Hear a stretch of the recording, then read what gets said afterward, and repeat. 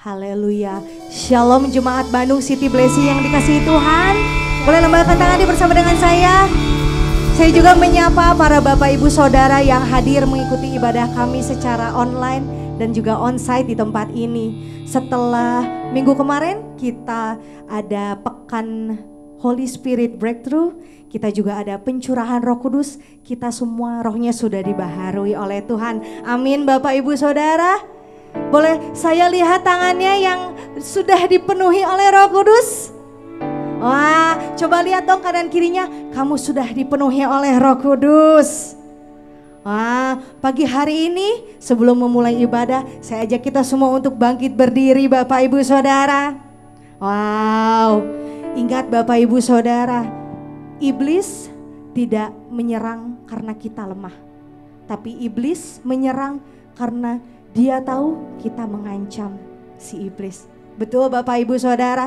Ingat, pencuri tidak mencuri rumah yang kosong ya, tapi pencuri mencuri rumah yang dia lihat bernilai. Betul? Dan kita percaya di tempat ini, kalau Bapak Ibu Saudara merasa aku lemah, aku merasa sedang diserang, ingat ada Roh Kudus di dalam hati setiap kita yang menguatkan kita. Amin Bapak Ibu Saudara. Yang dikuatkan oleh Tuhan boleh berikan tepuk tangannya buat Tuhan. Haleluya. Dan katakan haleluya. Pagi hari ini kami mau dikuatkan oleh-Mu Tuhan. Hidupku ada di tangan-Mu. Kau beri rancangan yang terindah. Tak hanya yang baik saja yang ku terima. Walau tubuhku diremukkan, walau jiwaku tergoyahkan, pujianku takkan terhentikan. Roh-Mu yang memberi penghiburan.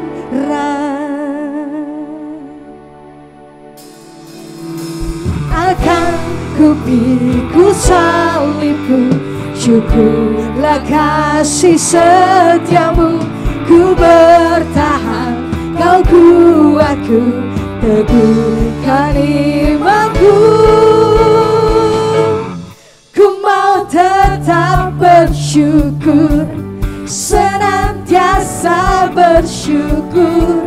Segala yang ku alami, biar kehendak-Mu terjadi. Ku mau tetap bersyukur, senantiasa bersyukur. Hatiku kan bersuka, sebab hari ini hari apa? Yang terbaik. Haleluya. Berikan tepuk tanganmu untuk Tuhan Bapak Ibu. Hidupku ada di tangan-Mu. Kau beri rancangan yang terindah. Tak hanya yang baik saja yang ku terima. Walau tubuhku diremukkan, walau jiwaku tergoyahkan, kami mau tetap memuji-Mu Tuhan. Amin. Roh-Mu yang memberi penghiburan. Akan ku pikul salibku, syukurlah kasih setiamu. Ku bertahan, kau kuatku, teguhkan imanku. Ku mau tetap bersyukur, senantiasa bersyukur. Mari bersuka cita pagi hari ini Bapak Ibu Saudara. Apapun yang kalian alami, biarlah kehendak Tuhan yang terjadi. Ku mau tetap bersyukur, senantiasa bersyukur. Hatiku bersuka, sebab hari ini hari yang terbaik. Hari yang terbaik. Angkat tanganmu Bapak Ibu Saudara. Akan ku pikul salibku, syukurlah kasih setiamu. Ku bertahan, Kau kuatku, teguhkan imanku. Akan kami pukul Tuhan, karena kami para pengikut-Mu. Ku bertahan, Kau kuat kami Tuhan.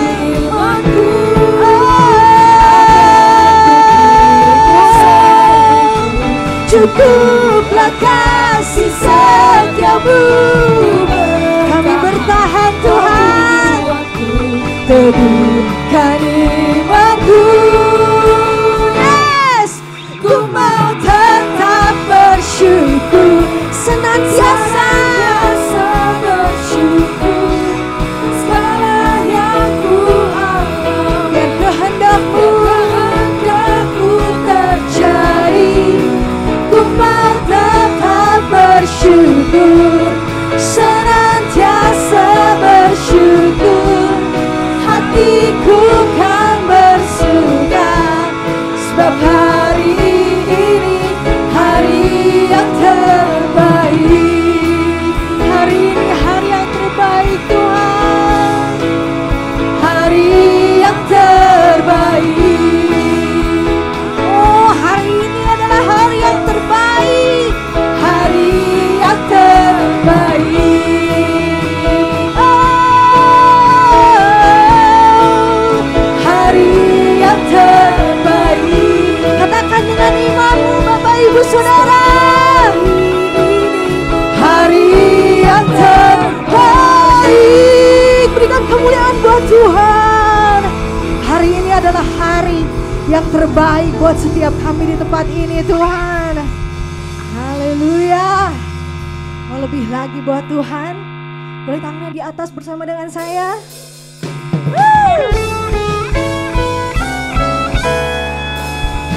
Kami mau merayakan kasih-Mu Tuhan, karena kasih-Mu cukup buat setiap kami di tempat ini. Amin.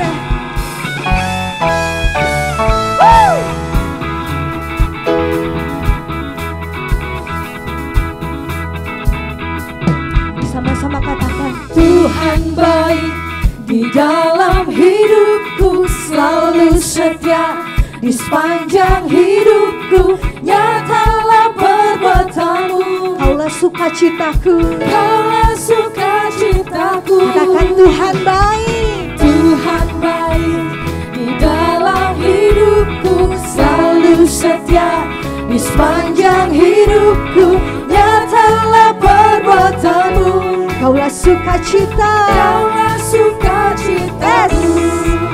Haleluya, ku bersorak, Tuhanku luar biasa. Haleluya, ku bersorak, Tuhanku dahsyat berkuasa. Ku angkat suaraku, puji nama-Mu, ku bernyanyi bagi-Mu. Ku bersuka, ku melompat bagi-Mu, Yesus Kau di dalamku. Ku rayakan kasih-Mu, kasih Dia cukup buat setiap kita. Amin. Amin Bapak Ibu Saudara.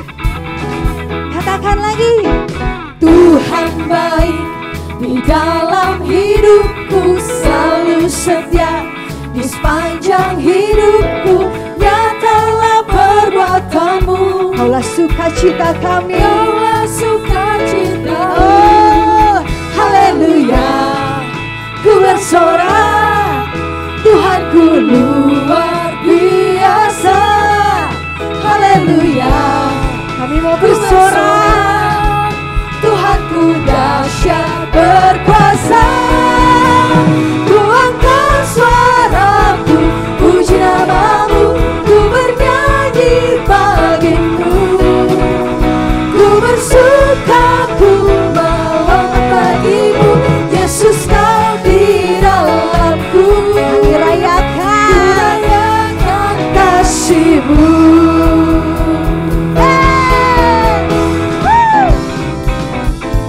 Biarlah musik memuji dan menyembah-Mu Tuhan.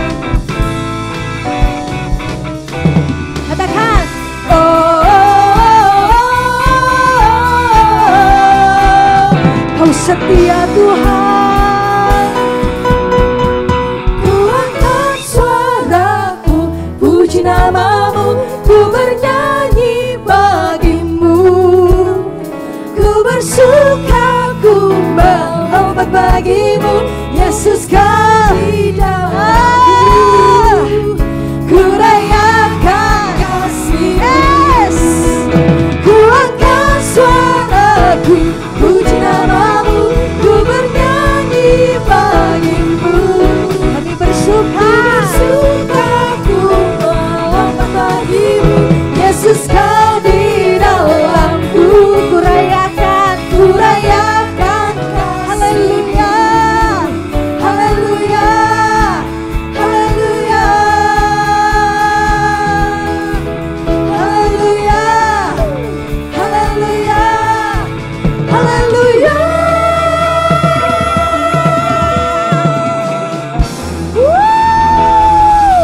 Mari serukan, katakan Yesus dahsyat, Yesus dahsyat. Sebelum duduk katakan kanan kirimu, Yesusku dahsyat. Wow, silakan duduk Bapak Ibu Saudara.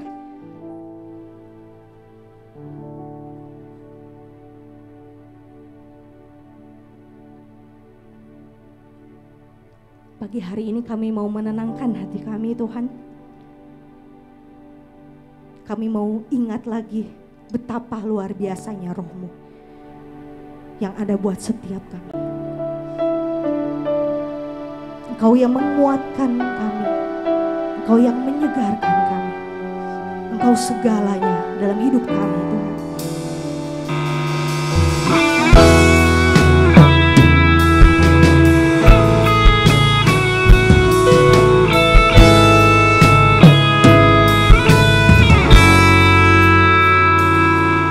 Bapakku datang dan berserah, ku nyatakan Kau yang berkuasa dalam gelap. Kau setia, Kau cahaya hidupku.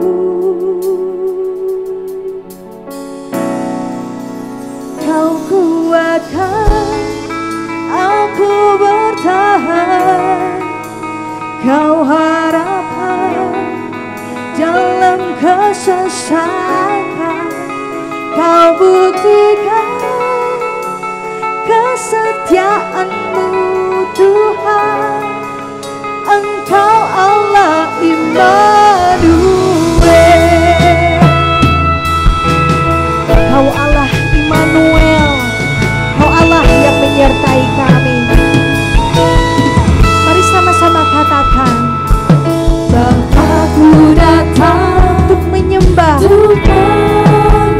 Kami mau nyatakan Kau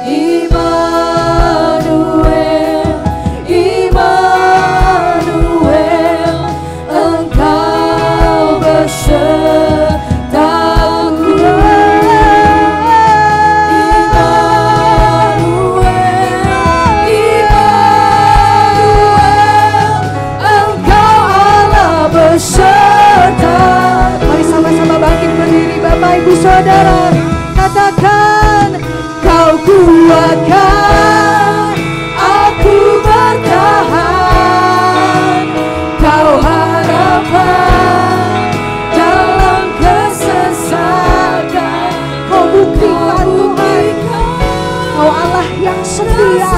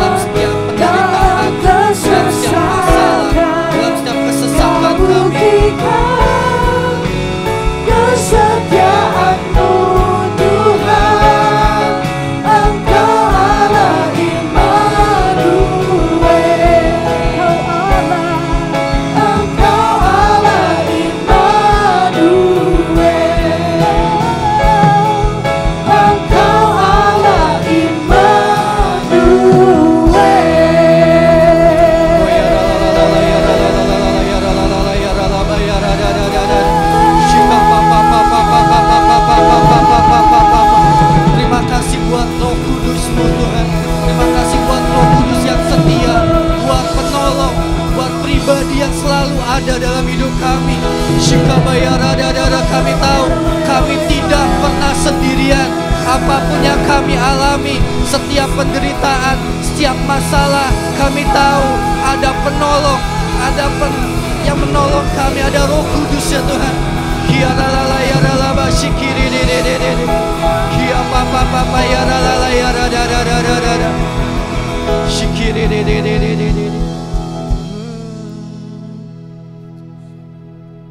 Terima kasih buat kesetiaan-Mu Tuhan dalam hidup kami.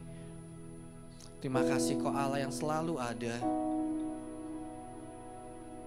Bahkan waktu kami merasa sepertinya tidak ada jalan keluar, kami tahu Tuhan yang memimpin hidup kami. Tuhan yang berjalan, Tuhan yang membukakan setiap jalan demi jalan untuk kehidupan kami Tuhan. Terima kasih Roh Kudus, terima kasih.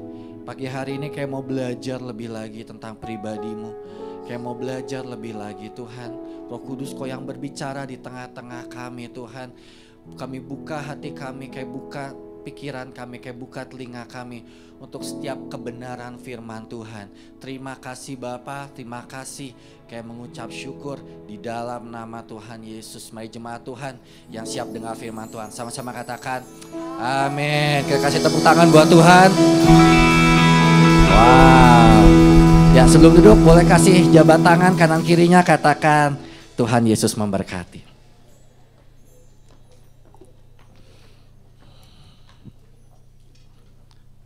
Oke, sekali lagi shalom.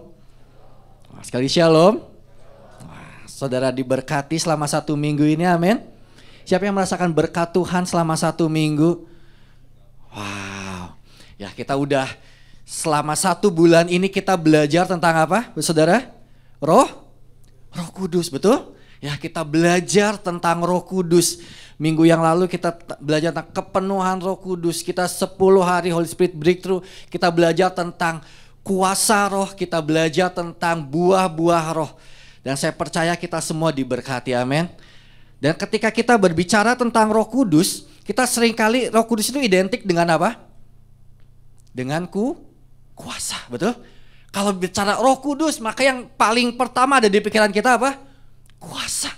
Ya, mujizat, terobosan, ada misalnya pemulihan demi pemulihan. Wah, ada Roh Kudus berarti pekerjaan saya dipulihkan, kesehatan saya dipulihkan karena ada Roh Kudus. Roh Kudus menolong, Roh Kudus menguatkan. Tapi hari ini saya akan bagikan tentang bagian lain tentang Roh Kudus yang kadang jarang kita pelajari, yaitu Roh Kudus dan penderitaan.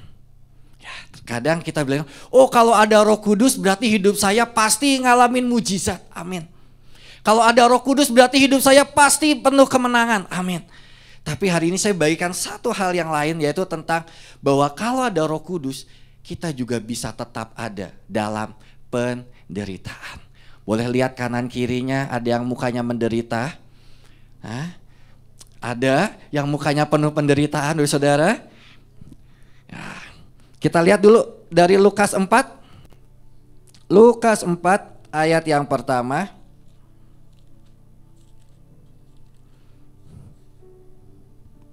Oke, Lukas 4 ayat pertama kita baca sama-sama ya. 1, 2, 3. Yesus yang penuh dengan Roh Kudus kembali dari sungai Yordan, lalu dibawa oleh Roh Kudus kemana? Ke padang gurun. Yesus yang penuh dengan Roh Kudus, setelah Yesus dibaptis, setelah Yesus terima Roh Kudus, Yesus nggak dibawa sama Roh Kudus langsung ke bait Allah untuk menyembuhkan orang-orang. Yesus nggak langsung kasih mujizat demi mujizat. Ya, kita sering bilang, oh kalau saya dipenuhi Roh Kudus saya langsung bisa mengalami mujizat. Tapi saya baca ayat ini kaget gitu. Yesus dibawa oleh Roh Kudus kemana? Ke padang gurun. Yesus dibawanya ke padang gurun dulu. Sebelum dia ketemu sama melayani banyak orang, Yesus dibawa ke padang gurun. Apa itu padang gurun? Padang gurun itu berbicara tentang sesuatu yang kering, betul? Ya kan? Sesuatu yang gak enak, sesuatu penindasan. Ya, berapa hari yang lalu Marisa ya, Ica cerita. Ya, salah satu pembina New Life kita, namanya Marisa, itu baru dapat kemurahan Tuhan untuk pergi ke Israel bulan yang lalu.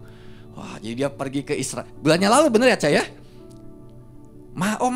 Bulan Maret tuh habis dari Israel, terus main dia cerita. Jadi dia tuh ke Mesir, terus Israel, terus ke Jordania. Nah, dalam perjalanan dari Mesir ke mana ke Israel, dia selewat apa? Padang gurun, kan? Saya tanya, Cak, berapa lama? 40 tahun. Oh enggak ya, 40 tahun belum ada di sini. Ya 40 tahun itu bangsa Israel dulu muter. Tapi Ica cerita katanya cuma berapa jam saya? 8 jam mungkin. Naik bis ya. Naik bis cuma sekitar beberapa jam. Tapi dia cerita bahwa, Kak, lewat padang gurun itu benar-benar kering. Benar-benar cuma lihat batu. Dan saya tertarik dengan apa yang Ica katakan. Bener sih, pantesan ya bangsa Israel ngeluh. Karena memang gak ada kehidupan, gak ada harapan, kering, benar-benar kering, cuma lihat apa batu, dan gak ada tumbuhan, gak ada apa-apa. Wah, saya pikir iya ya, waktu kehidupan di padang gurun tuh seperti itu. Berapa banyak deh kita hari-hari ini ngerasa hidup kita kering. Kita buka dompet kita kering, betul? Gak ada yang segar-segar itu. Nggak ada yang merah, yang biru, nggak ada, kering. Bon aja semuanya ya. Kartu kredit yang harus dibayar semua. Kering. Kita lihat usaha kita, kering. Kita lihat apa? Kita lihat suami istri, lihat muka istri, hasem, kering. Aduh, lihat anak, aduh kering, nggak ada harapan. Berapa banyak dari kita melihat, udahlah, sepertinya mati. Tapi saya mau bilang bahwa ada dalam pergumulan, permasalahan dan penderitaan bukanlah tanda bahwa kita tidak disertai Roh Kudus. Kita harus tangkap ini ya saudara. Ada dalam penderitaan, ada dalam permasalahan, pergumulan itu bukan tanda kalau kita nggak disertai Roh Kudus. Amin. Karena Yesus dia disertai Roh Kudus tetap ada di dalam padang gurun. Paulus dia gimana nggak diurapi Tuhan, ya disertai sama Roh Kudus, ada tanda-tanda, tapi dia tetap ada di penjara nggak? Tetap ada. Jadi jangan sampai, nah ini seringkali kita tuh sekarang apalagi ya, gereja-gereja terlalu banyak menekankan bahwa, Oh, kamu itu kalau percaya Yesus, kamu akan diberkati. Tuhan Yesus tuh sayang banget sama kamu. Ya kan selalu bilang Tuhan sayang sama lo. Tuhan sayang sama lo. Pokoknya Tuhan begitu sayang. Sampai kamu gak akan mungkin ngalamin namanya penderitaan. Kamu gak akan mungkin namanya masalah. Bahkan saya kaget beberapa waktu yang lalu saya lihat di IG ada hamba Tuhan yang bilang bahwa oh kayaknya Tuhan gak akan mungkin, kita semua gak akan mungkin masuk ke neraka. Gak ada, kalau Tuhan sayang banget sama lo, gak mungkin anak-anaknya dimasukin ke neraka. Wah, satu pengajaran yang bahaya gitu. Benar Tuhan sayang sama kita, tapi bukti sayang tuh ada juga yang namanya didikan, betul? Dan bagaimana Tuhan mendidik kita dengan penderitaan. Jadi waktu kita ada dalam pergumulan, jangan sampai ya kita tuh ngerasa bahwa oh sekarang kenapa ya hidup saya kok banyak masalah.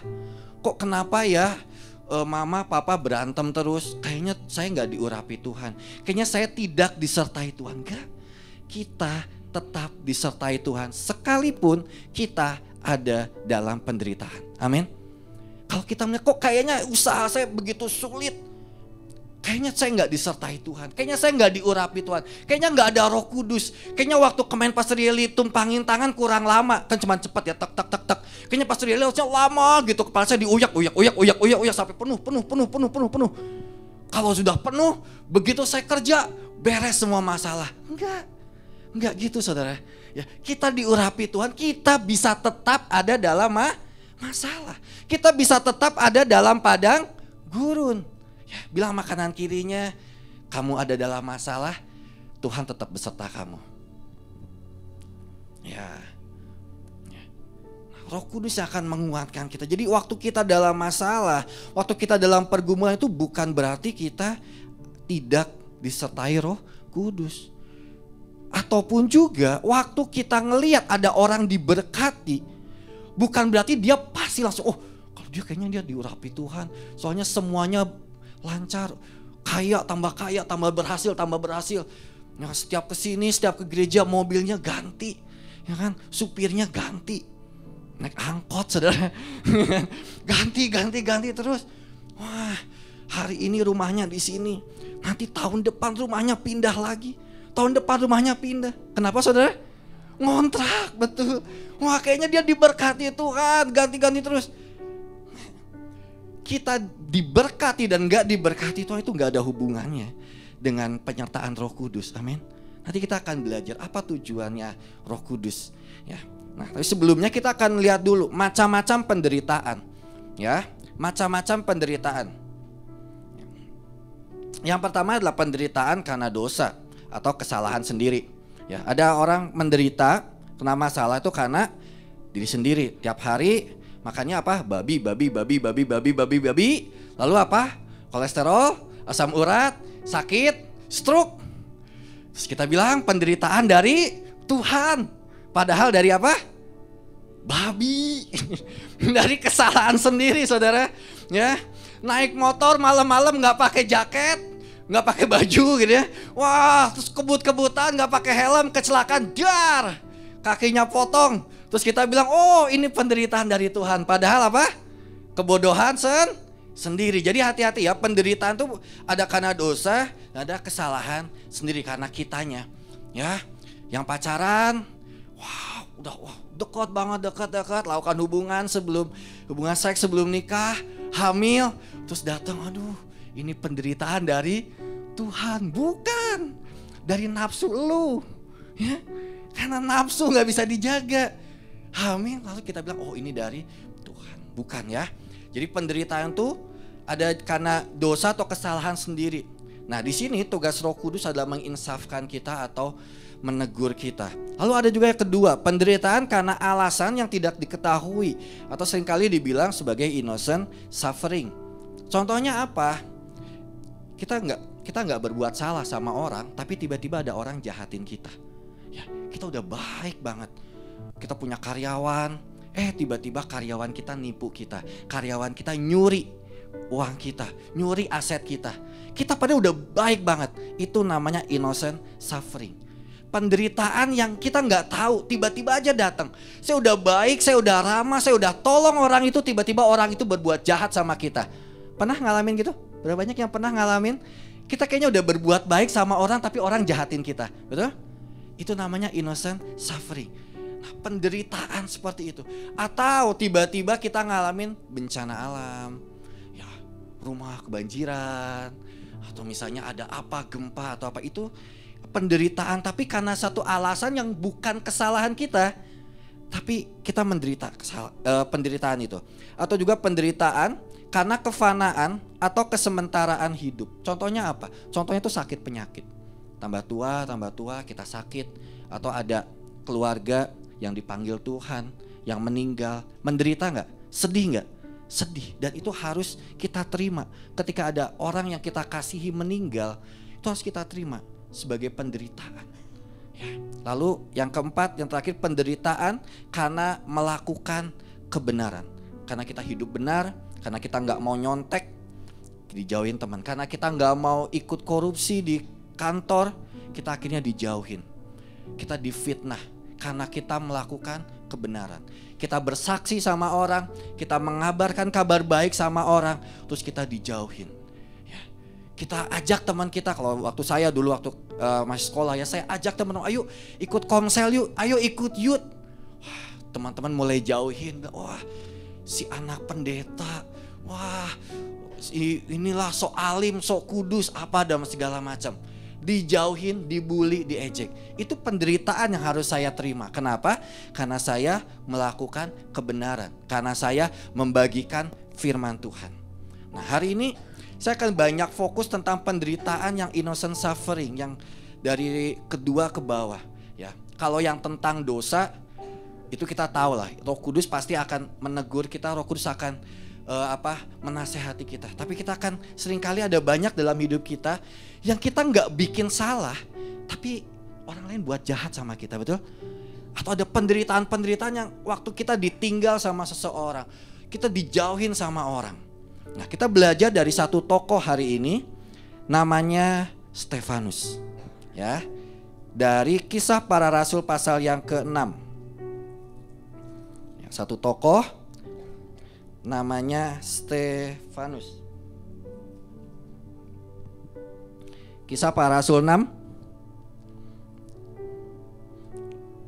Oke, saya akan bacakan ayat 3 berbicara seperti ini.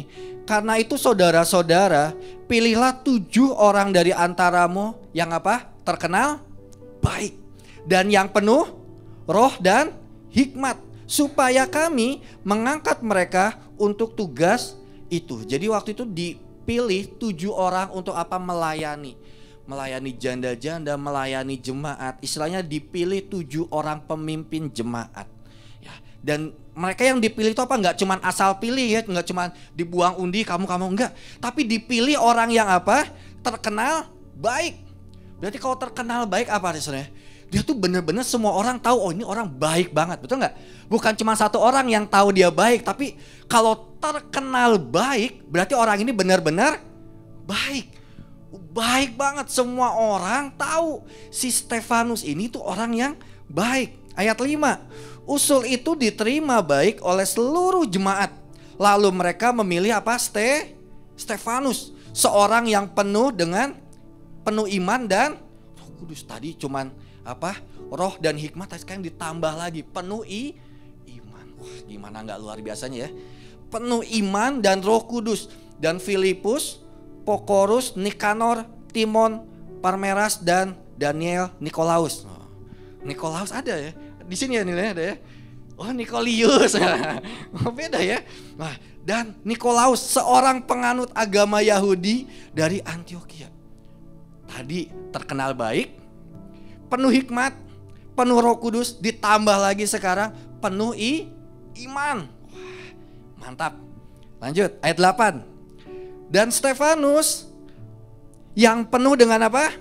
Karunia dan kuasa, ditambah lagi. Terkenal baik, penuh iman, penuh karunia, penuh kuasa. Apalagi mengadakan mujizat-mujizat dan tanda-tanda di antara orang banyak. Kalau Kalau kita lihat orang kayak gini, ini orang luar biasa nggak? Luar biasa ya. Dia tuh terkenal baik, penuh hikmat kalau kita baca kisahnya ya. Dia tuh sampai beradu argumen. Jadi dia menjelaskan tentang Kristus sampai orang-orang tuh nggak bisa lagi berpendapat dengan dia. Saking penuh dengan hikmatnya, saking pinternya. Ayat ke-15, nggak cuman itu. Semua orang yang duduk dalam sidang mahkamah agama itu menatap Stefanus. Lalu mereka melihat muka Stefanus sama seperti apa? Muka seorang malaikat. Wih. Di sini ada mukanya seperti muka malaikat? Ada Kak di rumah? Tapi malaikat pencabut nyawa. Serem. Ya. Mukanya seperti muka malaikat. Oh, kayak gimana? Bersinar gitu ya. Berseri-seri. Wah, dulu saya ingat waktu SMP saya pernah disebut. Wah, ini saya tahu nggak dulu ada pelajaran PMP. Dia masih ngalamin pelajaran PMP? Tahu nggak ya? PMP itu jadi PPKN habis itu. Pendidikan Moral Pancasila. Kelas 1 SMP saya. Terus nggak tahu nih gurunya lagi ada masalah apa. Tiba-tiba gurunya datang ke saya. Terus dia bilang, wah, ya banget calon penjahat. Guru pendidikan apa? Moral. Yang tidak bermoral. Ya, si Jati ya banget calon penjahat. Waduh, sedih saya saudara. Saya pulang ke rumah, saya ngaca. Saya bilang dalam hati, oh penjahat tuh cakep-cakep ya. Wah, enggak ya. Wah, saya sedih. Tapi ini dulu dibilang muka calon penjahat nih yang kayak gini nih. Ya. Tapi Stefanus itu nggak dibilang muka calon penjahat. Stefanus dibilang apa? Mukanya seperti seorang malaikat. Dan nggak cuma satu. Dikatakan mereka. Berarti semua melihat. Mukanya bersinar. Glowing. Padahal nggak pernah dibilang Stefanus pakai skincare. Ya. Nggak ada dibilangnya Stefanus cuma mengajar apa-apa. Tapi mukanya glowing. Jadi buat saudara yang pengen mukanya glowing, caranya gimana? Penuh dengan Roh Kudus dan pakai skincare. Tetap berhikmat ya, kan tetap berhikmat. Ya, nggak usah cuci muka, katanya doa terus biar glowing, hitam-hitam ya. Nah, tapi kita lihat seharusnya orang yang seperti Stefanus hidupnya berhasil nggak? Penuh hikmat, penuh kuasa, mengadakan mujizat. Terus apalagi tadi? Penuh iman, mukanya glowing. Kira-kira harusnya hidupnya diberkati nggak? Harusnya hidupnya sukses nggak? Sukses, tapi kita lihat hidupnya nggak ada sukses-suksesnya. Bahkan dia berkhotbah, kalau di pasal 7 ya, pembelaan Stefanus. Stefanus terangin semua. Dari Abraham, Ishak, Yakub, Musa, Daud, Salomo, sampai kematian Yesus, kebangkitan Yesus. Ada yang bertobat? Gak ada. Petrus berkhotbah, 3.000 orang diselamatkan. Secara manusia seharusnya Stefanus bilang dia gagal. Bahkan kita lihat akhir hidup dari Stefanus. Akhir hidup dari Stefanus. Kita lihat dari Kisah Para Rasul 7 ayat 54 sampai 60. Kita baca bergantian ya. Saya ayat genap, Bapak Saudara ayat yang ganjil. Ya. Kisah Para Rasul 7 ayat 54 sampai 60, saya genap, Bapak Saudara ayat ganjil. Ketika anggota-anggota mahkamah agama itu mendengar semuanya itu sangat tertusuk hati mereka, maka mereka menyambutnya dengan gertakan gigi.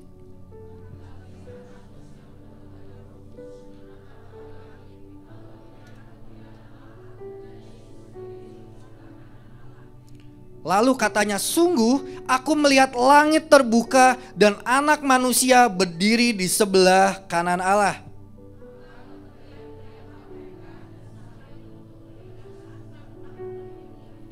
Mereka menyeret dia keluar kota lalu melemparinya. Dan saksi-saksi meletakkan jubah mereka di depan kaki seorang muda yang bernama Saulus.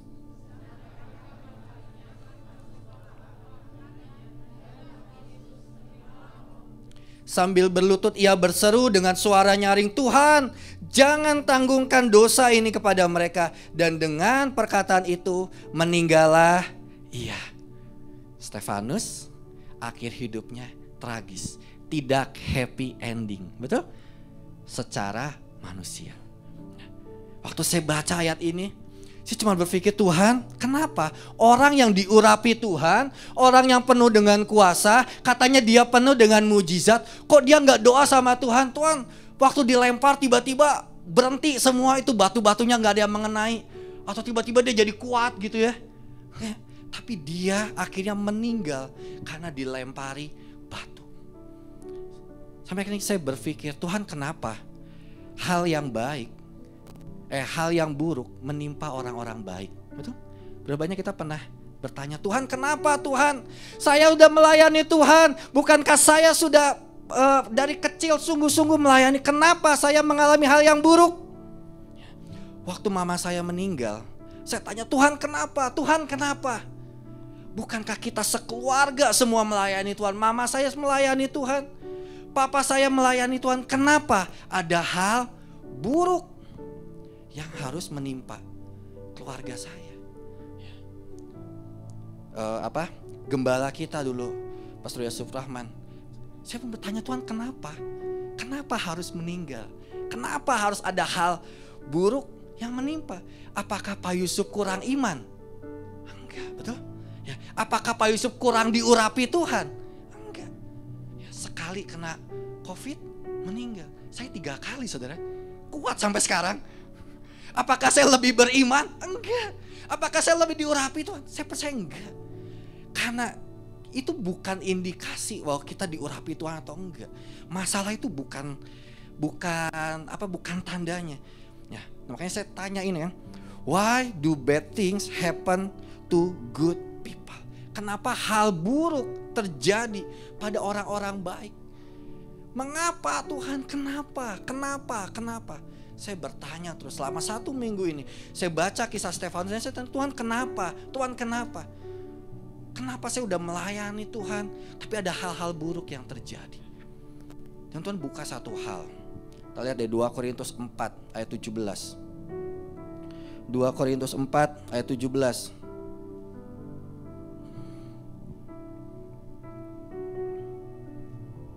Saya akan bacakan. Sebab penderitaan ringan, dikatakan penderitaan ringan, ya, tapi berat. Tapi kata Tuhan ringan. Yang sekarang ini mengerjakan bagi kami kemuliaan kekal yang melebihi segala-galanya, jauh lebih besar daripada penderitaan kami. Kata kuncinya adalah mengerjakan bagi kami kemuliaan kekal. Waktu saya bertanya, Tuhan kenapa hal buruk terjadi pada orang-orang baik?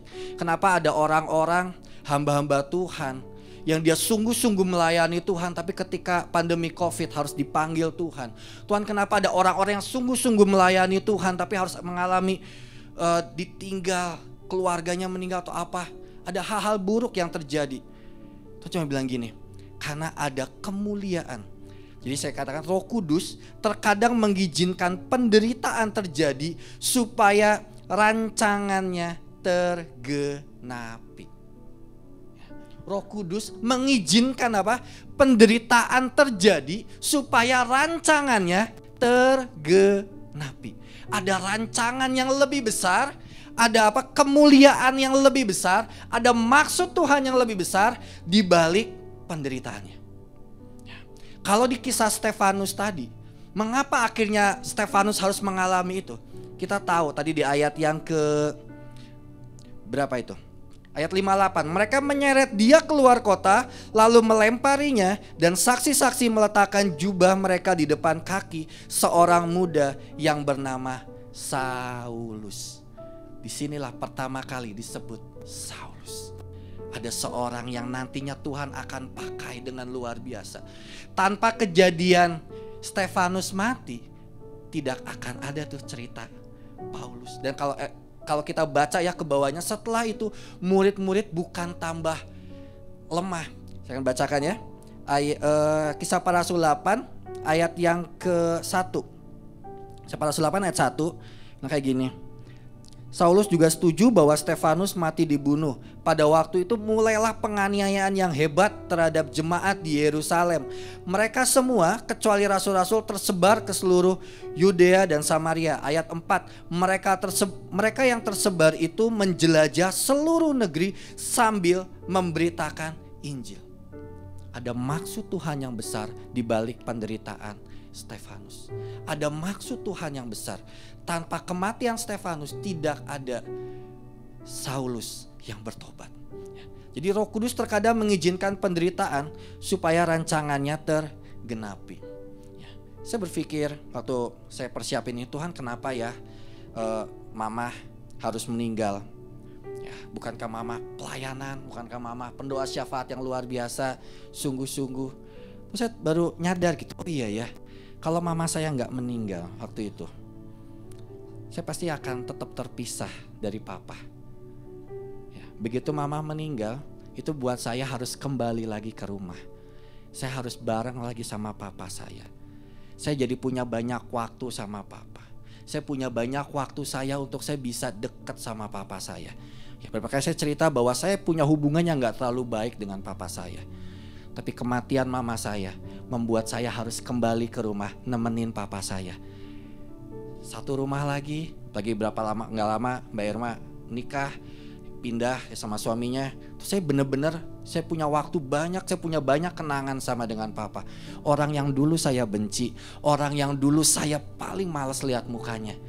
Tapi kematian mama membawa saya bareng sama papa. Sampai akhirnya papa pun meninggal. Saya punya kesempatan untuk merawat, mandiin, tidur bareng, terus jagain papa. Saya tahu ada rancangan yang harus tergenapi di balik penderitaan itu, betul? Penderitaannya enak nggak? Nggak enak. Tapi rancangannya indah. Terus saya bilang, kenapa waktu papa meninggal? Sama, saya juga tanya, Tuhan kenapa? Tapi saya belajar untuk saya pun melihat ada hal-hal baik di balik waktu papa meninggal. Bukan berarti papa meninggal itu baik. Itu pasti sedih. Penderitaan itu pasti menyakitkan. Tapi saya melihat hal yang baik. Yang baiknya apa? Ketika papa sakit, saya ngerasa ya, hubungan saya sama Mbak Irma, sama Mas Tias itu jauh lebih kuat. Ya, kita di grup itu satu hari itu bisa ratusan chat, ngobrolin tentang perkembangan papa. Papa gimana makannya, gimana papa perlu apa-apa. Terus kita bertiga ngobrol setiap hari. Terus datang ke rumah tiap hari, ada semakin kuat. Saya ngerasa sih, nggak tahu kalau Mbak Irma ngerasa nggak ya.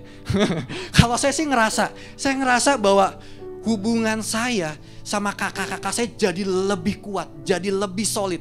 Kesatuan itu ada dari apa? Penderitaan yang papa alami. Kita bisa melihat kadang Tuhan izinkan satu hal yang tidak baik supaya apa? Supaya rencananya tergenapi. Amin. Nah, jadi kita harus belajar nanti kita akan belajar apa yang harus kita lakukan ketika ada penderitaan. Jadi sebelumnya ada satu kisah namanya Lewis Lawes, gimana bacanya ya? Lewis Lawes, tinggal ya. Gimana sih bacanya ini? Guys, welahnya Lewis Lawes lah. Siapakah Lewis Lawes? Nah, Lewis Lawes ini kepala penjara di penjara Sing Sing tahun 1920. Dia seorang kepala penjara. Penjara Sing Sing adalah penjara yang diisi oleh kartel, gembong-gembong narkoba, ya, gangster-gangster, pembunuh, perampok, semuanya. Kalau sekarang mungkin kalau di Indonesia kayak Nusa Kambangan lah ya. Jadi satu penjara yang begitu menyeramkan. Dia jadi kepala penjara, ada 400 narapidana di sana. Dan istrinya namanya Catherine. Dia setiap hari anterin makanan buat si Lewis Lawes ini. Ya, dia anterin makanan. Ketika dia anterin makanan, apa yang dilakukan? Dia ngajak ngobrol si narapidana yang pembunuh, yang gangster, bandar narkoba. Dia ajak ngobrol. Semua diajak ngobrol bertahun-tahun. Kadang dia bawain makanan. Orang yang baik, orang yang sangat-sangat baik. Istrinya itu, suaminya sampai bilang, kamu gak usah terlalu dekat sama narapidana, itu bahaya, mereka tuh pembunuh, mereka pemerkosa. Tapi si istrinya, si Catherine ini bilang, aku mau melayani. 1938 Catherine ini kecelakaan dan meninggal. Seorang yang baik mengalami hal yang buruk. Wah, suaminya begitu sedih. Ya, dia punya anak-anaknya masih kecil. Kenapa? Istriku baik, istriku nggak pernah buat jahat, istriku selalu melayani. Kenapa dia mengalami kecelakaan dan meninggal? Di hari pemakaman, apa yang terjadi? 400 narapidana berdiri di depan gerbang, ingin melihat jenazahnya, ingin ikut menguburkan istrinya si Catherine ini. Akhirnya nggak bisa ditampung, dan akhirnya kepala penjara itu membuka gerbang itu. 400 narapidana keluar semua. Mereka menangisi Catherine ini. Dan yang luar biasa, setelah itu 400 narapidana tidak ada satupun yang kabur. Mereka kembali ke penjara itu. Satupun tidak ada yang kabur. Dan gak cuman itu, 400 orang ini akhirnya mereka menerima Yesus. Karena mereka melihat ada orang baik, ada orang yang melayani. Buat dunia, buat si Lewis Lawes ini mungkin hal itu buruk ketika istrinya harus meninggal. Tapi di balik itu, penderitaan itu mengerjakan kemuliaan kekal. Amin. Mengerjakan satu hal yang baik, yaitu apa? 400 orang narapidana diselamatkan. Wah, kita seringkali kalau kita hari-hari ini ngalamin hal yang tidak enak, tetap percaya ada hal baik di balik semuanya itu. Ya, kita tahu Allah turut bekerja dalam segala sesuatu untuk apa? Mendatangkan kebaikan. Nah, sekarang kita balik lagi ke kisah tadi, kisah Stefanus. Jadi apa yang harus kita lakukan waktu kita mengalami penderitaan? Ada 3 hal yang harus kita lakukan waktu kita mengalami penderitaan. Yang pertama, berfokus kepada Tuhan. Ayat 55, tetapi Stefanus yang penuh dengan Roh Kudus menatap ke langit, lalu melihat kemuliaan Allah dan Yesus berdiri di sebelah kanan Allah. Poin pertama, Stefanus berfokus memandang ke langit. Stefanus waktu dia dilempari batu, dia nggak lihat, aduh sakit, aduh, dia nggak lihat ke bawah. Dia juga nggak lihat orang-orang yang ngelemparin. Kalau kita biasa gitu ya, ada orang jahat tinggalikan ku aing, tinggalikan cirian banget na ku aing sia. Ya apalan ku aing mah ieu mah dibalas engke ku urang. Stefanus nggak lihat orang yang berbuat jahat. Stefanus nggak lihat keadaannya yang mungkin udah berdarah-darah. Stefanus nggak lihat mungkin badannya udah sakit. Tapi Stefanus lihatnya ke atas. Stefanus nggak fokus sama kelemahan. Stefanus nggak fokus sama masalah. Stefanus fokus sama Tuhan. Berapa banyak kita waktu kita ngalamin masalah, kita fokus cuman sama masalah. Aduh sakit, aduh orang buat jahat, aduh orang nipu, aduh orang nyebelin. Tapi kita belajar lihat ke atas, fokus sama Tuhan. Berapa waktu yang lalu kan anak saya sakit. Tuh anak saya sakit, dia kan harus ambil darah, betul nggak? Nah lihat anak kecil ambil darah, sakit nggak sih? Sakit. Terus biasa si susternya bilang, lihat ke sana, betul? Si orang tuanya disuruh apa? Mengalihkan fokus. Chelsea, ayo sini, lihat sini. Akhirnya diambil darah, set. Nggak kerasa sakit. Kenapa? Fokusnya teralihkan. Jarumnya tetap masuk nggak? Darahnya tetap diambil nggak? Tetap. Tapi kerasa sakit nggak? Jadi nggak terasa sakit. Kenapa? Fokusnya teralihkan. Kita bisa tetap mengalami masalah. Kita bisa tetap ngalamin hal yang gak baik. Tapi kita bisa tidak merasakan sakitnya penderitaan itu. Waktu fokus kita diarahkan kepada Tuhan. Amin. Sekali lagi saya ulangi. Kita bisa tetap merasakan masalah. Kita bisa tetap dihianatin. Kita bisa tetap ngalamin penderitaan. Tapi kita bisa mengalihkan pandangan kita kepada Tuhan. Sehingga masalahnya tetap datang. Tapi rasa sakitnya itu beda. Amin. Kita buka satu ayat dari Mazmur 16 ayat yang ke-8 dan 9. Firman Tuhan bilang kayak gini, aku senantiasa memandang kepada Tuhan. Ada kata senantiasa. Apa artinya senantiasa? Senantiasa artinya selalu, terus menerus. Aku senantiasa memandang kepada, karena Ia berdiri di sebelah kananku, aku tidak goyah. Sebab itu hatiku bersuka cita dan jiwaku bersorak-sorak. Bahkan tubuhku akan diam dalam tentram. Wow, luar biasa loh. Mas Muni bilang, aku memandang kepada Tuhan sehingga aku tetap bersuka cita. Jadi kenapa hari-hari ini kita nggak bisa bersuka cita waktu ada masalah? Karena kita melihat masalah.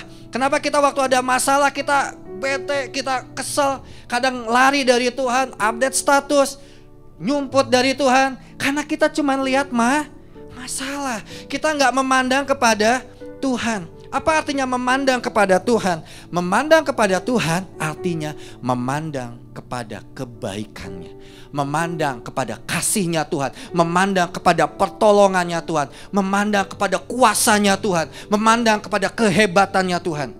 Itu yang harus kita lakukan. Kita ditipu orang, kita lagi susah banget usaha. Kalau saya lihat misalnya waktu saya susah gitu, kalau saya lihat masalah terus, lihat usaha, aduh kenapa ya, cari pegawai susah, dapat pegawai nggak bener lagi, wah bikin rugi apa-apa, saya akan lemah. Tapi waktu saya memandang kepada Tuhan, saya ingat pertolongan Tuhan, saya akan bersuka cita. Ya, jadi coba bilang makanan kirinya, kamu bersuka cita nggak? Ya, cara bersuka cita gimana? Pandang Tuhan. Pandang Tuhan. Kita bisa bersuka cita. Kalau hari ini kita nggak bisa bersuka cita karena kita banyak melihat masalah. Yang kita lihat apa? Yaitu kondisi keuangan, isi dompet, saldo di rekening, kesehatan tubuh, keluarga di rumah, muka istri yang gak berubah, muka suami yang gak berubah, ya kan? Wah, kita gak bisa bersuka cita. Tapi hari ini seperti Stefanus, dia dilempari batu, dia gak lihat masalahnya, dia gak lihat sumber masalahnya. Sumber masalahnya apa? Orang-orang yang lemparin dia batu, betul? Itu sumber masalahnya. Tapi dia gak lihat sumber masalahnya, dia lihat sumber pemecahan masalah. Amin. Dia gak lihat sumber masalahnya. Sumber masalahnya siapa? Ya orang-orang yang lempari batu. Tapi dia mau lihat sumber pemecahan masalahnya siapa? Tuhan. Makanya Stefanus memandang ke langit. Lihat, aku senantiasa memandang kepada Tuhan karena Ia berdiri di sebelah kananku. Aku tidak goyah. Waktu kita percaya tetap ada Tuhan, kita bisa kecewa, kita bisa tetap ada masalah, tapi kita bisa tetap bersuka cita karena ada Tuhan. Ya, anak-anak saya itu nggak terlalu suka es krim, bukan nggak terlalu suka, pasti suka lah ya. Semua anak tuh suka es krim, cuman nggak sering. Jadi sangat-sangat jarang saya kasih es krim. Cuman momen-momen tertentu biasanya. Biasanya habis bagi rapot, ayo kita makan es krim. Atau misalnya, ayo kalau misalnya ulang tahun, ayo makan es krim. Dan saya juga es krim itu nggak bisa yang kemasan gitu ya. Dia paling bisa tuh kalau mixue gitu, itu bisa. Tapi kalau yang Walls, yang pakai yang kemasan itu nggak bisa. Nah, jadi waktu pas Lebaran, saya ceritakan, tahu nggak, papa tuh dulu ya kalau Lebaran pasti beli es krim. Ada sini dulu ngalamin waktu kecil, kalau Lebaran cepet-cepet pingin ke warung beli es krim. Kalau saya dulu gitu ya, kalau Lebaran tuh asik beli es krim. Nah, terus saya ajak waktu itu tuh, Chelsea, Valen, ayo kita beli es krim. Mereka senang banget karena es krim itu buat mereka itu suatu hal yang mewah, ya. Sangat-sangat jarang makan es krim. Akhirnya kita pergi mau ke Mixue. Wah, udah kebayang tuh. Wah, enak ya makan es krim pakai boba. Wah, enak. Nah, tiba-tiba sampai sana es krimnya tutup. Wah, si Chelsea udah sedih. Ya, udah mah jarang si papa mau ngajak beli es krim ya.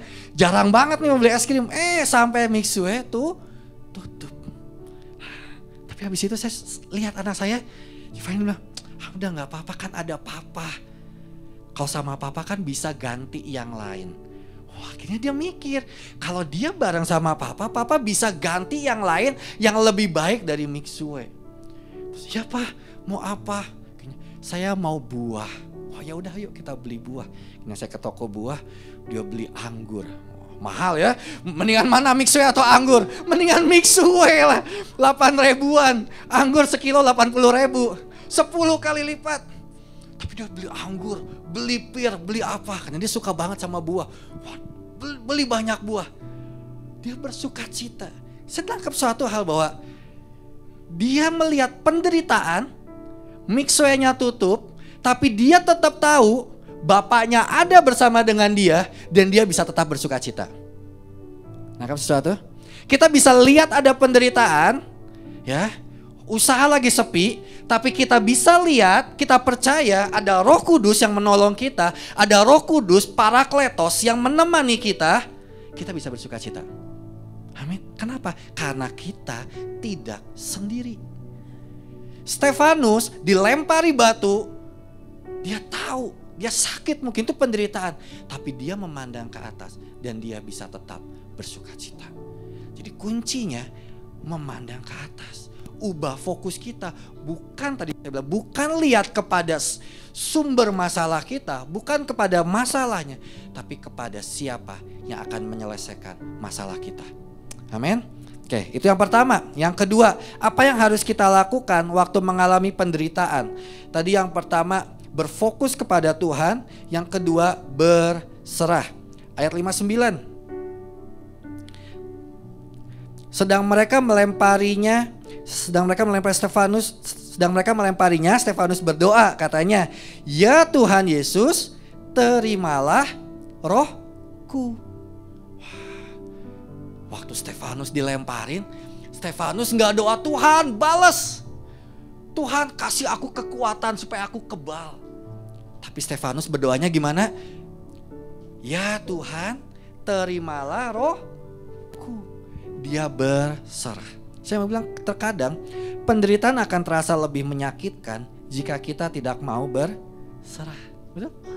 Penderitaan itu semakin menyakitkan waktu kita nggak mau berserah. Kayak tadi, waktu anak saya akhirnya dibawa ke rumah sakit, harus dimasukin jarum untuk diinfus. Wah, dia takut, dia tarik. Saya bilang, "Chelsea, tenang. Ada papa di sini, ada mama." Iya, tapi yang nusuk kan bukan papa mama. Yang nusuk kan iya papa mama mah baik, tapi kan ini si suster saya nggak tahu ini baik atau enggak, ya kan? Bener juga sih. Wah, mau ditusuk, dia tarik. Tambah sakit nggak, saudara? Tambah sakit ya. Kenapa? Karena tidak berserah. Sampai bengkak, saudara, tangannya. Karena udah ditusuk, aduh, nggak dapat lagi, tarik. Sampai bengkak, sakit. Saya bilang, udah tenang, berserah. Ya, tutup mata, lihat papa, lihat mama, jangan narik.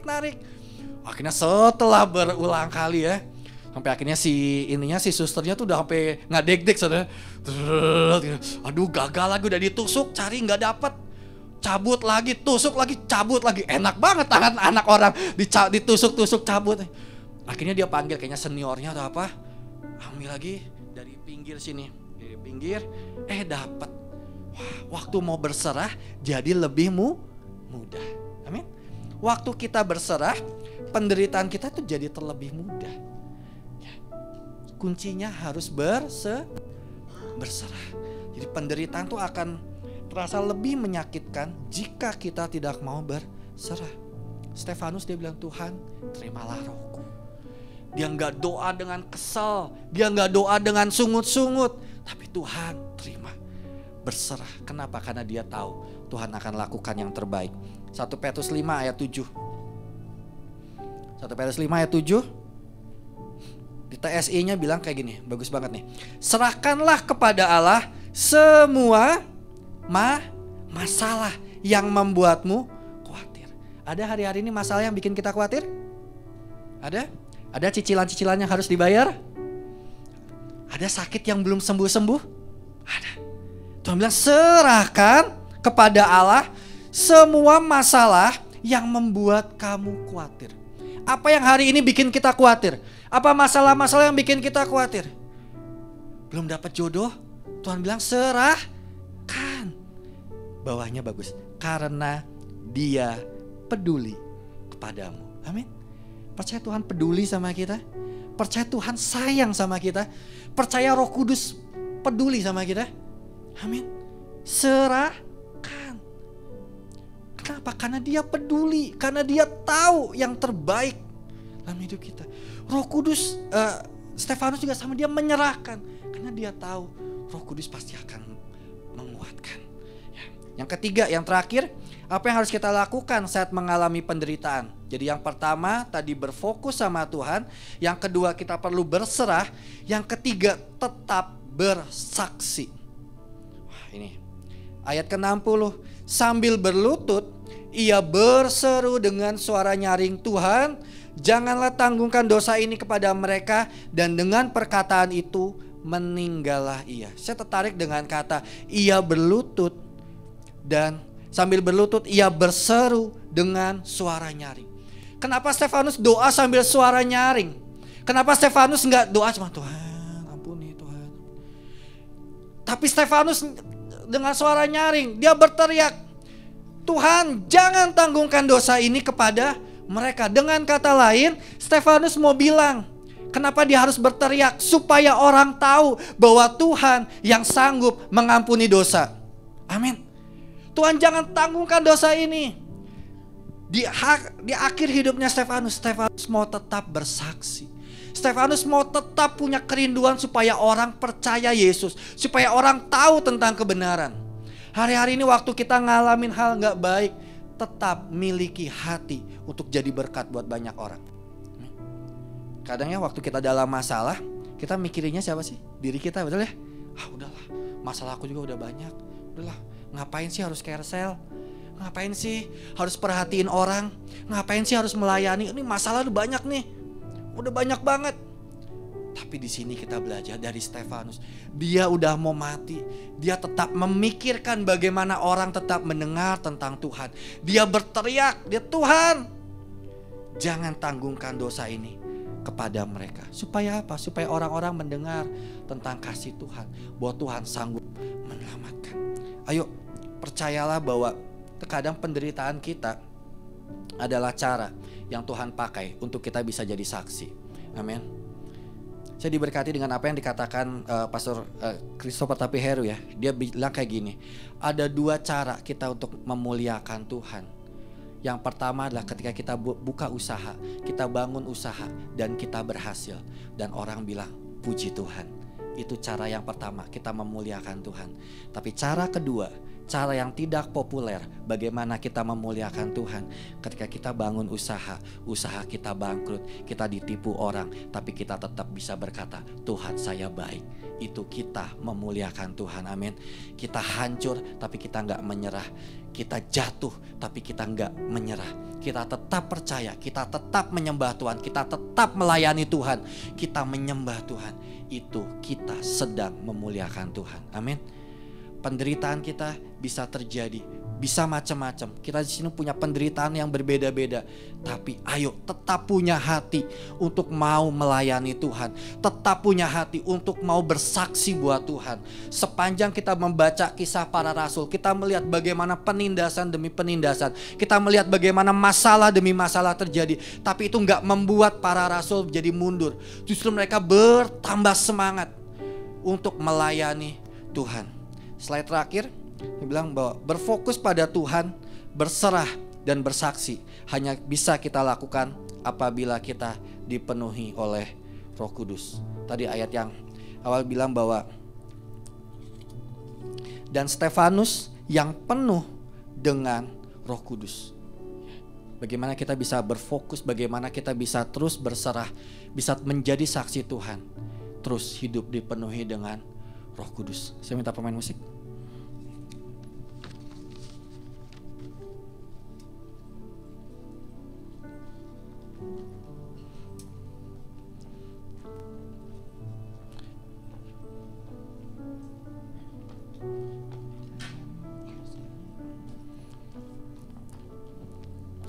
Mari jemaat Tuhan, hari ini kita datang sama Tuhan.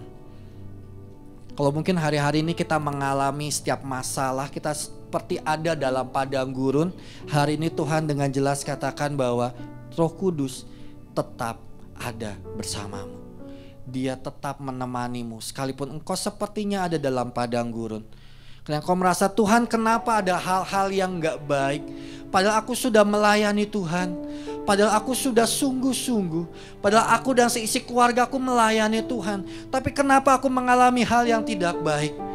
Percayalah saudara, ada rencana Tuhan yang besar, ada rancangan Tuhan yang besar yang harus tergenapi.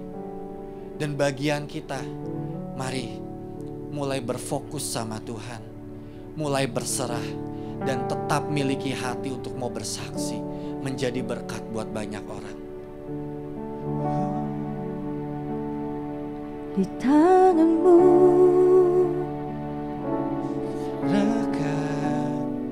segalanya padamu, hidupku di tanganmu, Kami milikmu Tuhan. ku milikmu selamanya.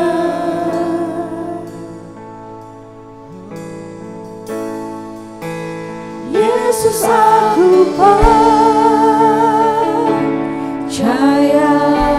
Ya Tuhan, Yesus, aku berserah. berserah. Ku hidup karenamu, Kaulah pujianku. Yesus, aku percaya.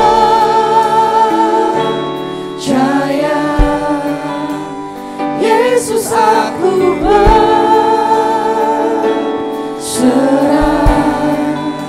Ku hidup karenamu, Kaulah pujianku selamanya. Mari jemaat Tuhan, sambil kita sama-sama bangkit berdiri. Ku kan selalu bersamamu dalam suka, dalam duka. Bukan hidup, Bukan hidup ya Tuhan, di jalanmu, pada setiap janji-Mu dalam Tuhan. janji-Mu selamanya.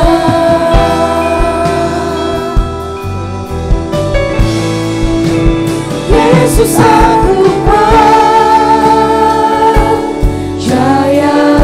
Kami mau berserah Tuhan. Yesus, aku Ini setiap tangan-tangan kami yang terangkat, apapun yang menjadi penderitaan kami, apapun yang menjadi masalah kami hari ini, kami mau berserah kepadamu. Kami mau percaya, kami mau memandang Engkau, berfokus hanya kepadamu Tuhan. Yesus, aku berserah. Ku hidup karenamu, Kaulah pujianku. Yesus, aku Ya Tuhan, saat ini kami serahkan Tuhan setiap masalah kami, Yesus, setiap aku pergumulan kami. berserah. Ku hidup karenamu, Kaulah pujianku selamanya. Kami mau serahkan segalanya Tuhan, setiap penderitaan kami, setiap masalah kami.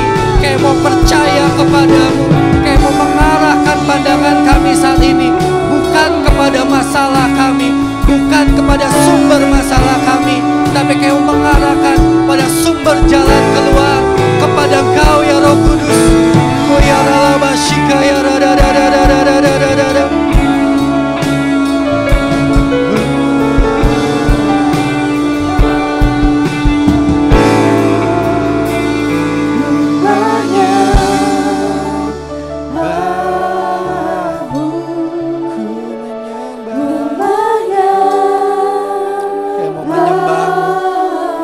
Berserah penuh kepadamu Tuhan.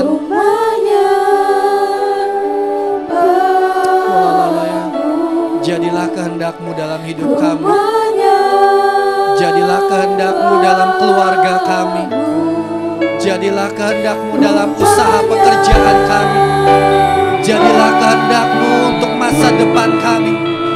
Jadilah kehendak-Mu Tuhan. Kami berserah sepenuhnya kepada-Mu. Ini tangan-tangan kami yang terangkat Tuhan. Ini penyerahan hidup kami Tuhan.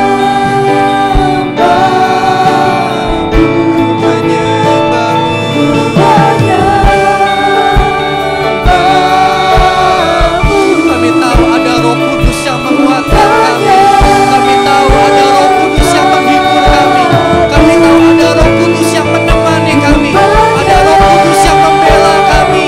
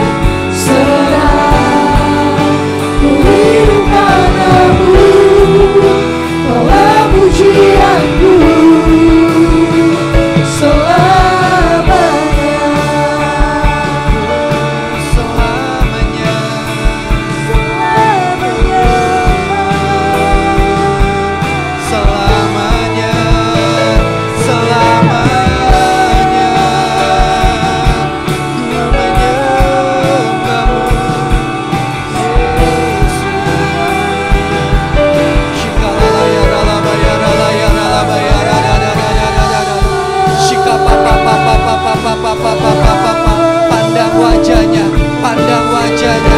Ia berdiri di sebelah kanan. Ia yang menguatkan, Ia yang menghibur, Ia yang meneguhkan, Ia yang menolong, Ia yang membela engkau. Shikapaya Shikapatataya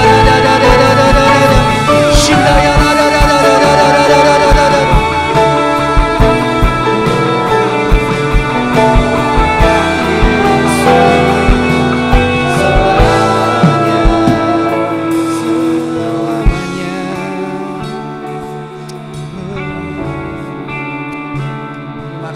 terima kasih. Kalau hari-hari ini kami ada dalam penderitaan, kami tahu bahwa Roh Kudus tetap ada bersama dengan kami. Tolong kami Roh Kudus untuk kami gak hanya berfokus pada setiap masalah demi masalah, penderitaan demi penderitaan, sakit penyakit demi sakit penyakit. Tapi kami mau berfokus kepada Engkau Tuhan. Kalau sumber sukacita kami mau berserah kepadamu. Dan kami mau Tuhan dalam segala penderitaan kami tetap menjadi berkat buat banyak orang. Kami tetap menjadi kesaksian buat banyak orang. Setiap masalah, setiap penderitaan, Tuhan izinkan agar rencanamu terjadi dalam hidup kami. Terima kasih Bapa, terima kasih. Kami terima firman-Mu dengan sukacita dalam nama Tuhan Yesus. Haleluya. Amin.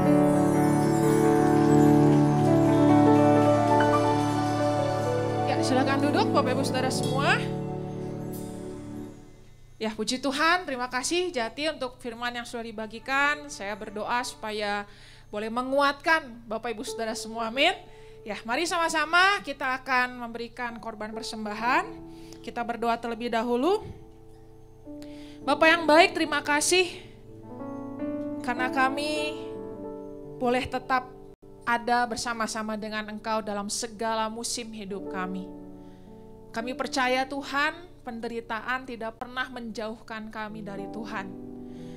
Sebab itu adalah janji-Mu, baik itu ketelanjangan, baik itu maut sekalipun, Tidak ada yang bisa memisahkan kami daripada kasih Tuhan. Bapak, saat ini kami akan memberikan korban ucapan syukur kami, persembahan kami.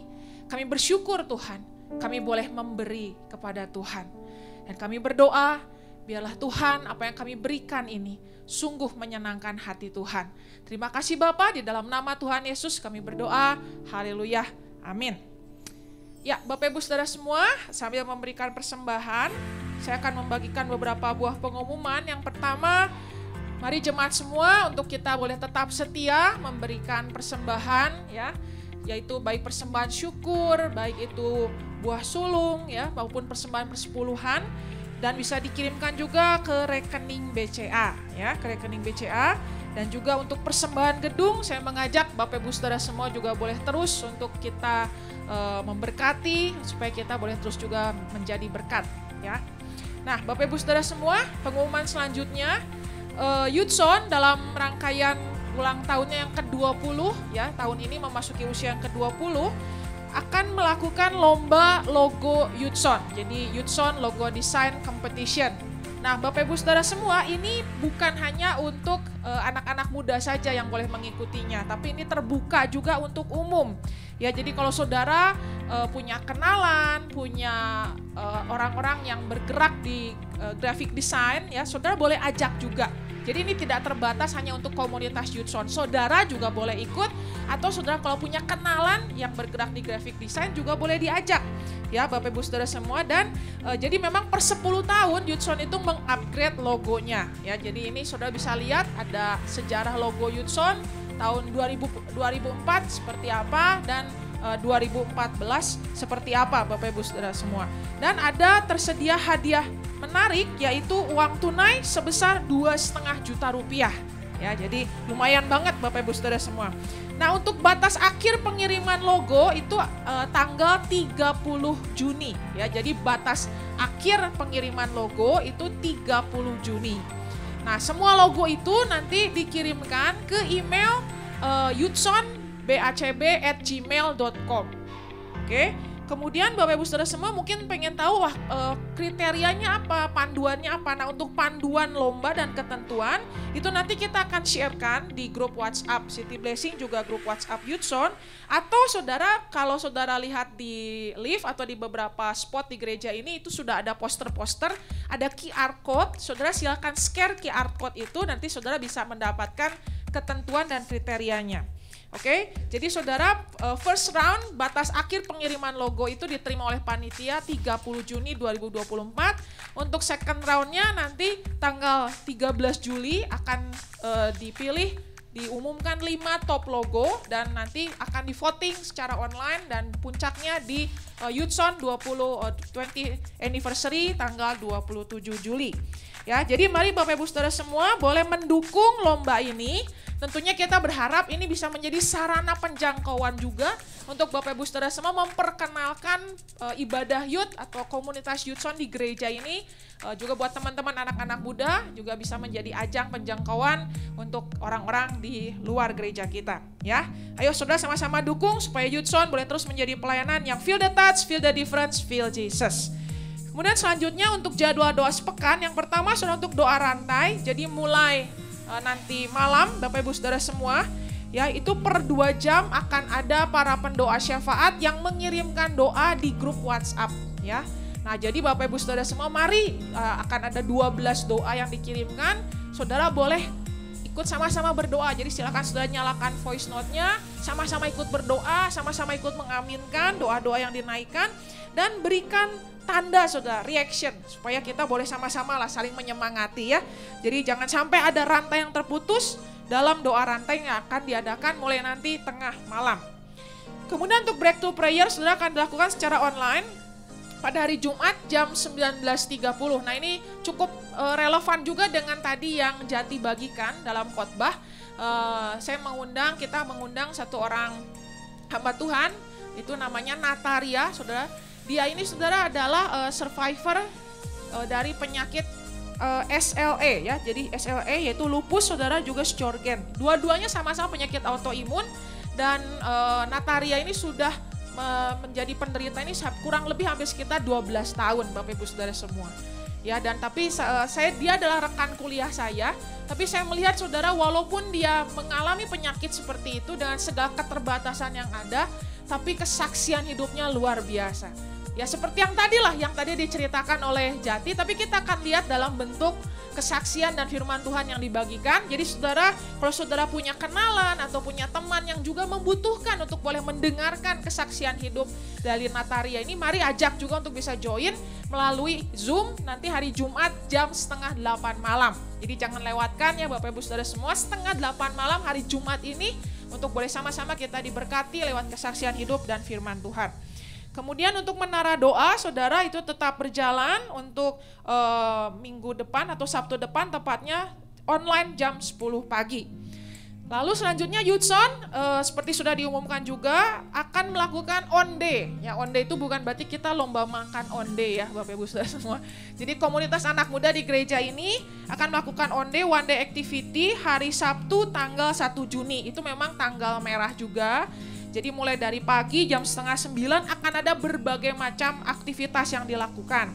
Ya, yang pastinya akan ada kelas basic untuk Unity Programming, itu akan dibawakan oleh Nelson. Nelson ini salah satu leader juga di Youthson, saudara. Dia bekerja di perusahaan company Agate namanya, itu game developer saudara. Jadi kita boleh sama-sama belajar.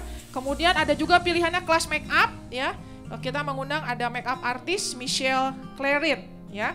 Kemudian ada kelas memasak, kita mengundang Monica Augustina, dia adalah pendiri founder dari Junior Culinary Academy ya. Kemudian akan ada juga turnamen-turnamen ya, ada turnamen Nintendo Switch dengan gamesnya Mario Party, kemudian kompetisi mini futsal, kemudian ada board game Uno, atau kalau misalnya aduh saya nggak tertarik sama 3 hal itu ya, misalnya board game, Nintendo dan lain sebagainya, ada juga nanti free play, ada permainan pingpong, PlayStation dan lain sebagainya. Nah semuanya ini tujuannya satu, untuk kita boleh ajak teman-teman yang belum bergereja, yang belum punya komunitas youth.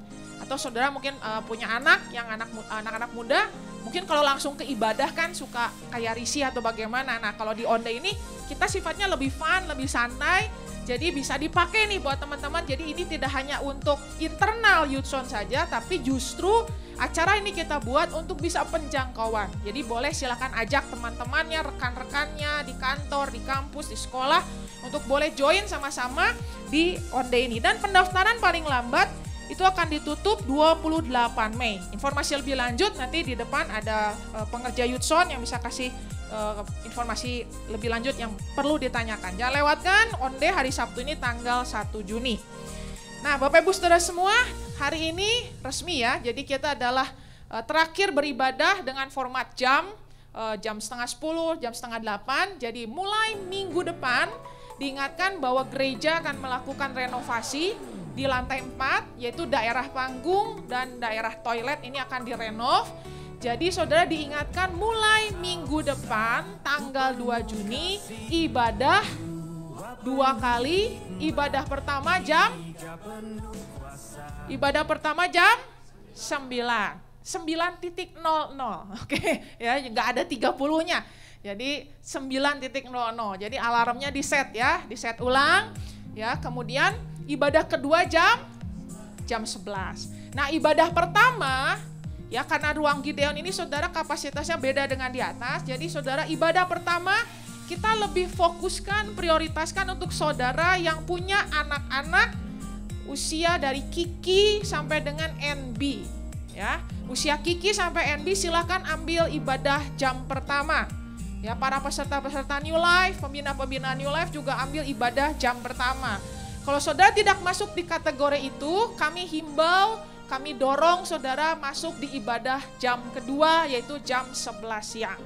Ya, pembicara, khotbah semua sama, tidak ada beda. Jadi tim musik juga sama semua, cuman beda jamnya saja. Jadi silakan yang pagi itu jam 9 pagi. Kalau sudah bilang, aduh parkirannya susah, kita terus mengkoordinasikan. Jadi parkir mulai minggu depan juga kita terus koordinasikan, kita kondisikan terus supaya bisa mendukung juga terlaksananya ibadah. Jadi sekali lagi saudara mohon kerjasamanya untuk bisa memilih kategori ibadah, jam ibadah sesuai dengan kategori Bapak Ibu Saudara semua. Karena ibadah anak juga cuma hanya ada di ibadah pertama, di ibadah kedua tidak ada ibadah anak. Oke, itu saja pengumuman. Dan terakhir saya ingin menyambut sahabat baru yang baru pertama kali join beribadah bersama-sama dengan kami. Kalau tidak keberatan pastinya boleh angkat tangan sebentar aja supaya kita bisa melihat Bapak Ibu Saudara semua yang baru pertama kali hadir. Ada saudara? Ya, ada di sebelah depan sini. Berikan tepuk tangan, selamat datang di Bandung City Blessing. Juga saudara yang terhubung juga secara online, selamat datang, welcome di keluarga besar Bandung City Blessing. Baik, itu saja saudara pengumuman hari ini. Mari sama-sama kita akhiri ibadah pada hari ini. Sama-sama bangkit berdiri Bapak Ibu Saudara semua. Kita sama-sama berdoa. Bapak yang baik, terima kasih karena Engkau Allah yang sudah menyertai kami dan akan selalu menyertai kami. Terima kasih untuk firman yang sudah kami dengar pada siang hari ini. Kami bersyukur Tuhan bahwa Roh Kudus ada selalu bersama-sama dengan kami dalam segala penderitaan kami. Ajar kami Tuhan untuk kami boleh hidup tetap penuh Roh Kudus, tetap menyerahkan diri kami kepada pimpinan Roh Kudus dalam segala keadaan hidup kami. Kami sama-sama berdoa Tuhan memberkati hamba-Mu Jati, keluarganya, pekerjaannya, kesehatannya, pelayanannya. Terus Tuhan Kau bawa hamba-Mu ini makin lama makin mengenal, makin menjalani, menggenapi visi dan kehendak Tuhan dalam kehidupannya. Kami percaya Tuhan bahwa kapasitasnya sedang Kau terus perbesar untuk dia boleh menjadi berkat bagi banyak orang. Terima kasih Tuhan, hamba juga berdoa untuk setiap anak-anak-Mu yang hari ini sudah datang beribadah.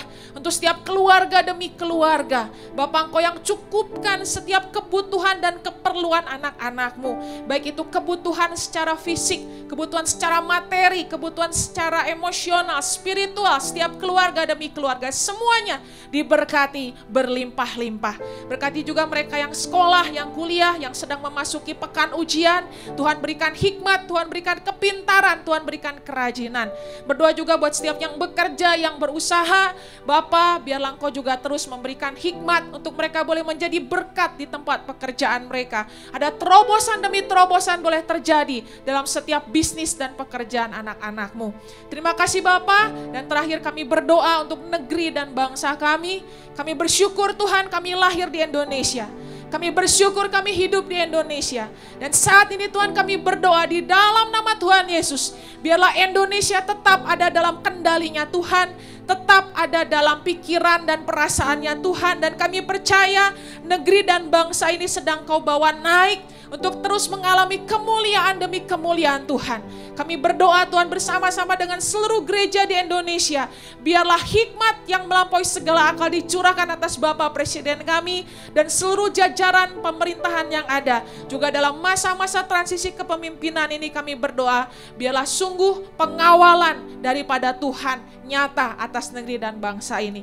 Terima kasih Bapak, kami akhiri ibadah ini dan kami berikan tepuk tangan bagi Tuhan Yesus Kristus, Raja di atas segala raja, Tuhan di atas segala Tuhan, satu nama di atas segala nama, Yesus Kristus.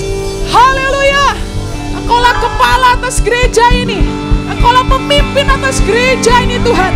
Kami kembalikan segala kemuliaan, pujian dan hormat hanya bagi Engkau, Yesus Kristus Tuhan kami. Haleluya. Terima kasih Tuhan, terima kasih Tuhan.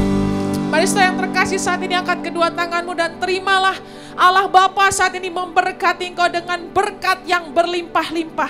Saat ini diberkati pekerjaanmu, keluargamu, pendidikanmu, kesehatanmu, diberikan hikmat, cinta kasih daripada Tuhan Yesus di dalam persekutuan yang manis dengan Roh Kudus akan terus menyertai saudara semua mulai sejak saat ini bahkan sampai selama-lamanya. Mari kita semua yang sudah menerima dan percaya sama-sama katakan